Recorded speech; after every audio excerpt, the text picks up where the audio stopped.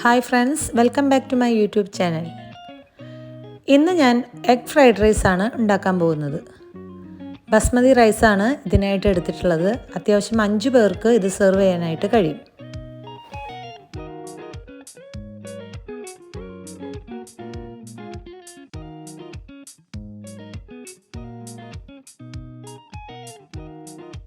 രണ്ട് ഗ്ലാസ് അരി കഴുകി വൃത്തിയാക്കിയതിന് ശേഷം അരമണിക്കൂർ വെള്ളത്തിലിടുക. അരമണിക്കൂർ കഴിഞ്ഞതിന് ശേഷം വെള്ളം വാർന്നു പോകാനായി വെക്കണം.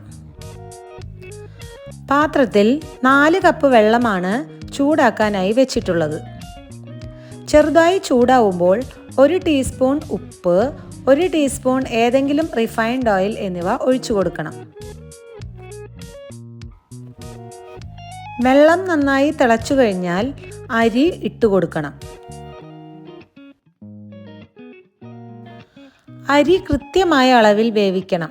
വേവ് കൂടിയാൽ കുഴഞ്ഞു പോകുമെന്നുള്ളത് കൊണ്ട് വളരെ ശ്രദ്ധിക്കണം. ഒരു 80% അരി വെന്ത് കഴിഞ്ഞാൽ ഒരു സ്റ്റെയിനറിലിട്ട് വെള്ളം വാർക്കാം. അരി നന്നായി തണുത്തതിന് ശേഷം ഫ്രൈഡ് റൈസ് ഉണ്ടാക്കുന്നതാണ് നല്ലത്.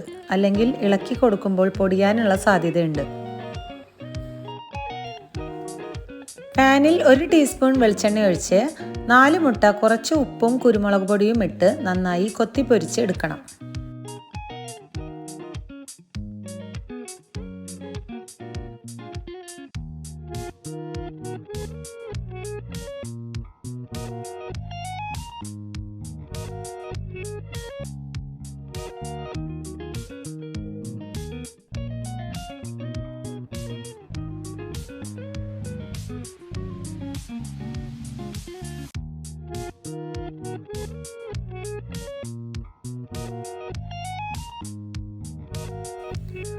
ഒരു വലിയ ചീനച്ചട്ടി എടുത്ത് അതിൽ ഏതെങ്കിലും റിഫൈൻഡ് ഓയിൽ 1/2 കപ്പ് ഒഴിച്ചതിന് ശേഷം 3 ടീസ്പൂൺ വെളുത്തുള്ളി ചെറുതായി അരിഞ്ഞത് ഇട്ട് 2 മിനിറ്റ് നന്നായി വഴറ്റിയെടുക്കുക.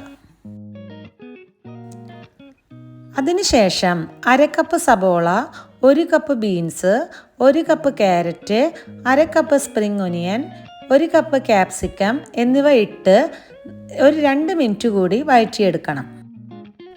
സ്പ്രിംഗ് ഒനിയൻ്റെ കടഭാഗത്തെ വെള്ള നിറത്തിലുള്ള തണ്ടാണ് അരിയേണ്ടത്. ഇലഭാഗം അരിഞ്ഞത് റൈസ് ഗാർണിഷ് ചെയ്യാനായി നമുക്ക് ഉപയോഗിക്കാം. വെജിറ്റബിൾസ് എല്ലാം ഇട്ട് 2 മിനിറ്റ് വഴറ്റിയതിന് ശേഷം നേരത്തെ വറുത്ത് വെച്ചിട്ടുള്ള മുട്ട അതിലേക്കിട്ട് ഒരു 2 മിനിറ്റ് കൂടി വഴറ്റിയെടുക്കണം. ഇതെല്ലാം ചെയ്യേണ്ടത് തീ ഹൈ ഫ്ലെയിമിൽ ഇട്ടുകൊണ്ടാണ്. അതുകൊണ്ട് തന്നെ സാധനങ്ങൾ നേരത്തെ തന്നെ തയ്യാറാക്കി വെക്കണം. അതിനുശേഷം 3 teaspoon soya sauce, 2 teaspoon chilli garlic sauce എന്നിവ ഇട്ട് ഒന്നുകൂടി ഇളക്കി കൊടുക്കണം. 1/2 ടീസ്പൂൺ പഞ്ചസാര ഇട്ട് ഒന്നുകൂടി വഴറ്റിയതിന് ശേഷം വേവിച്ചു വെച്ചിട്ടുള്ള ചോറ് നന്നായി മിക്സ് ചെയ്തെടുക്കണം.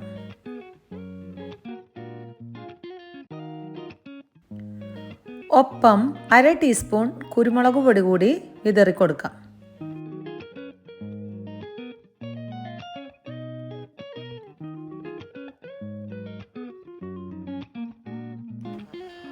ഉപ്പിൻ്റെ കുറവ് തോന്നുന്നുണ്ടെങ്കിൽ സ്വല്പം ഉപ്പ് കൂടി ഇട്ട് കൊടുക്കാവുന്നതാണ്.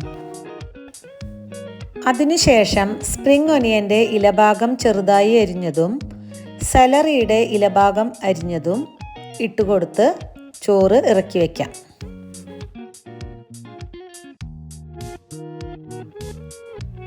നല്ല സ്വാദുള്ള എഗ് ഫ്രൈഡ് റൈസ് റെഡി ആയിട്ടുണ്ട്. വേണമെങ്കിൽ മുട്ടയ്ക്ക് പകരം ചിക്കൻ ചേർത്ത് ചിക്കൻ ഫ്രൈഡ് റൈസ് ആയിട്ടും ഇത് ചെയ്യാവുന്നതാണ്. എൻ്റെ റെസിപ്പി എല്ലാവരും ട്രൈ ചെയ്യണം. ട്രൈ ചെയ്ത് ഇഷ്ടമായാൽ എൻ്റെ ചാനൽ സബ്സ്ക്രൈബ് ചെയ്യാനും ലൈക്ക് ചെയ്യാനും കമൻ്റ് ഇടാനും മറക്കരുത്.